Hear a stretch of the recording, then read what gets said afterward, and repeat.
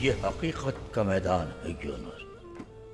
اس میدان میں ایک چیونٹی بھی ہاتھی پر چڑھ کر اسے زمین بوس کر سکتی ہے،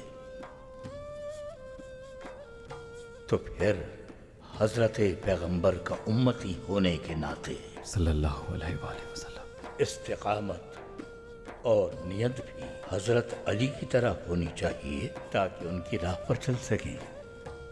چونکہ ہم سب حضرت علی کے پیروکار ہیں، اس لیے ہماری راہ بھی انہی کی طرف جانی چاہیے۔ تم جانتے ہو یونس، تسبیح کے ان دانوں میں بھی امام ہوتا ہے۔ مت بھولو یونس، حضرت علی رضی اللہ تعالیٰ عنہ تک جو راستہ نہ جائے وہ کسی بند گلی کی طرح ہے۔ ہماری راہ بخیر ہو، اور کاش یہ راہ ہمیں حضرت علی تک لے جائے۔